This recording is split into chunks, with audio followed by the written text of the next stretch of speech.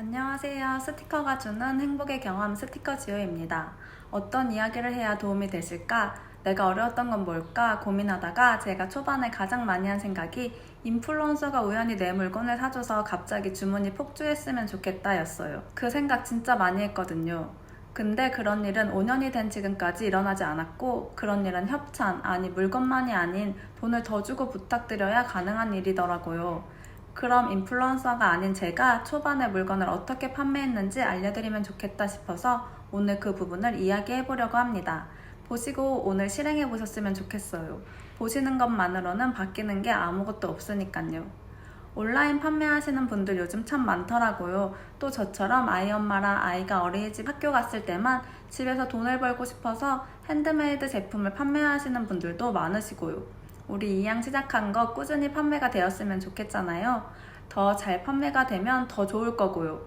오늘은 핸드메이드 제품 판매를 위해 제가 5년 동안 어떤 일을 어떤 과정으로 어떻게 했는지 이야기해 보려고 해요. 5년 동안 제품 판매를 했다는 건 감사하게도 5년 동안 제품을 구입해 주시는 고객님들이 있었기 때문, 그리고 돌아보니 꽤나 여러 가지 시도를 제가 했더라고요. 왜 판매가 안 되지? 다른 거 해볼까? 이 시장은 포화 상태인가? 나는 재능이 없나? 여기까지인가? 때려칠까? 더 판매되게 하려면 어떻게 해야 하지? 등등 이런 고민 진짜 많이 하며 5년을 보냈는데요. 육아하며 핸드메이드 판매를 위해 했던 일을 말씀드려보려고 해요. 이제 막 시작하시는 분들, 연매출 5천만 원을 내보고 싶은 분들에게 도움이 되셨으면 좋겠습니다. 2015년에 아이 출산과 동시에 퇴사를 하고 아이와 함께 울고 웃으며 육아에 전념한 육아맘이었어요. 어떤 책이었는지는 기억 안 나지만 36개월 후에 어린이집에 보내는 게 좋다고 적혀 있더라고요. 남편은 직장에, 저는 육아에 각자의 자리에서 최선을 다하며 아이 어린 시절을 보냈습니다. 그러다 2018년 아이가 어린이집 갈 시기가 되었고, 어린이집 상담 다니는 동시에 아이 어린이집 간 시간 동안만 오전 9시부터 오후 3, 4시 정도만 집에서 아이 간식값만 벌고 싶더라고요. 남편과 지인에게 아이 어린이집 갈 시간에 집에서 네임 스티커, 답례 스티커를 판매해볼 생각인데 안 해본 일이라 걱정이 앞선다고 하니 일단 해보라고 용기를 주더라고요. 그렇게 시작할 용기를 내었어요.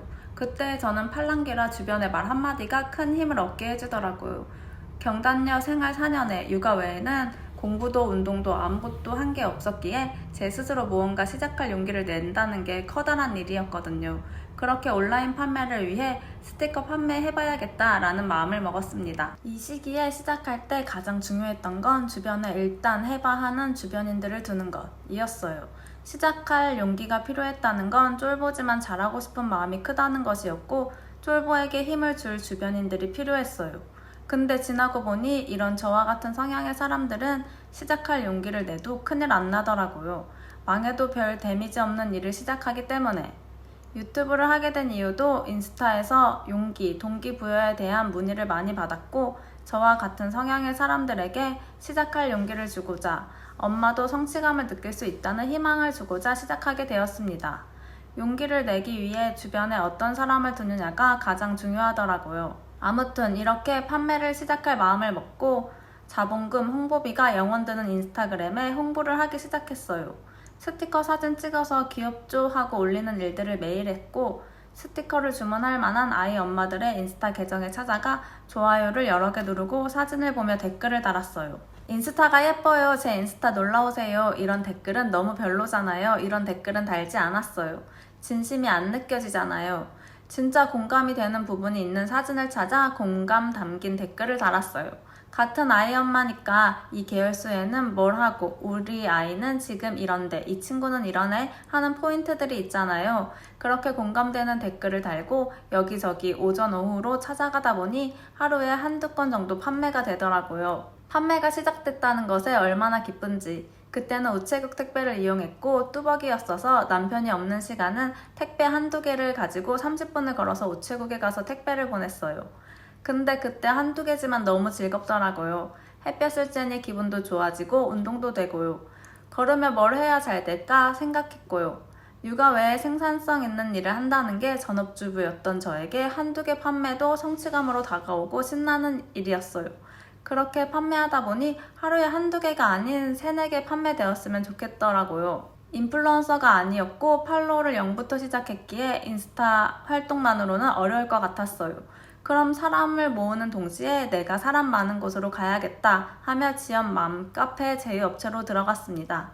지역 맘카페에서도 제품 홍보만 하기보다 카페에 일상글도 올리고 사람들 글에 댓글도 달고 지역에 무슨 행사가 있으면 정보도 전달하고 하며 활동했어요. 같은 제휴업체 사장님 제품을 구입해 카페에 올리기도 하며 여러 활동을 했어요.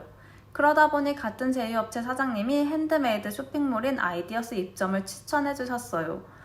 이전에도 아이디어스를 알고 있었는데 저는 단가가 낮은 제품을 판매 중이었고 아이디어스는 수수료가 센 편이었어서 고민을 하고 있었거든요.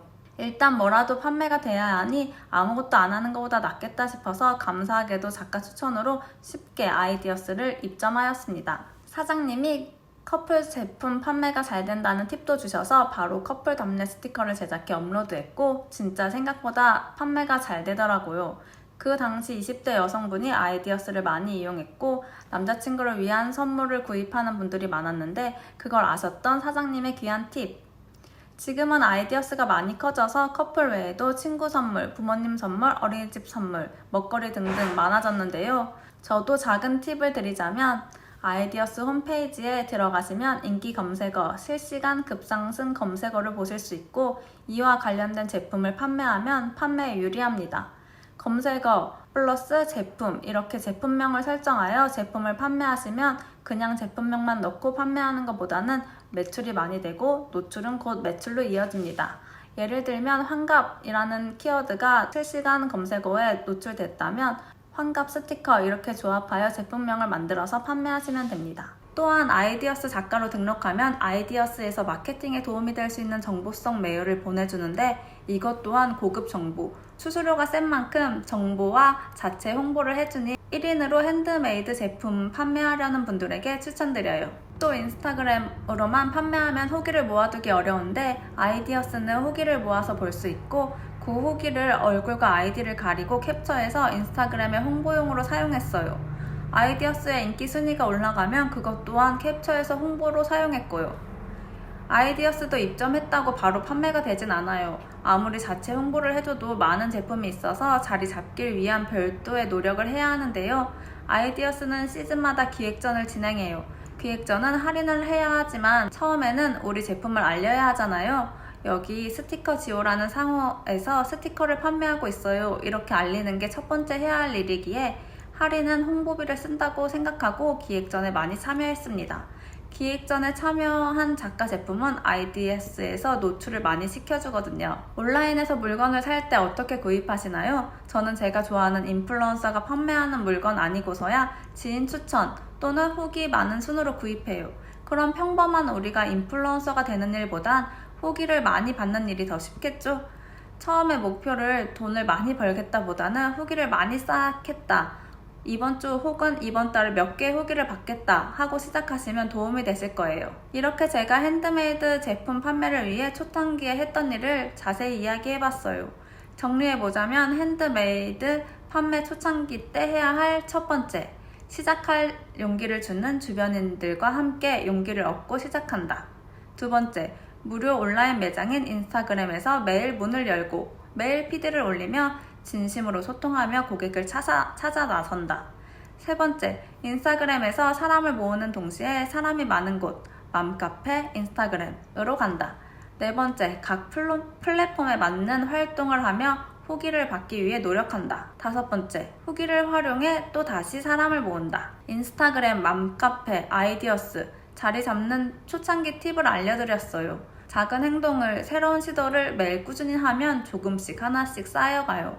하루 한 번 했다고 끝이 아니라 일주일 했다고 끝이 아니라 몇 번을 반복하고 생각하고 고민하고 시도하다 보면 나도 모르게 작은 것들이 쌓이고 이전의 나보다 조금씩 성장하더라고요. 그렇게 내가 성장하면서 내 일을 꾸준히 성장시키는 힘을 갖게 되더라고요. 인플루언서가 아닌 우리가 오늘 할 수 있는 작은 시도는 뭘까요? 제자리에서 맴돌지 않으려면 저번 주와 어떤 것을 다르게 해야 할까요? 다음 유튜브에서는 아이디어스 그 후에 했던 시도와 팁들을 나눠볼게요. 우리 함께 성장해보자고요. 다른 사람을 기준으로 잡으면 너무 힘드니까 어제의 나, 저번 주의 나를 기준으로 성장해봅시다. 그럼 다음 영상으로 또 찾아올게요. 안녕.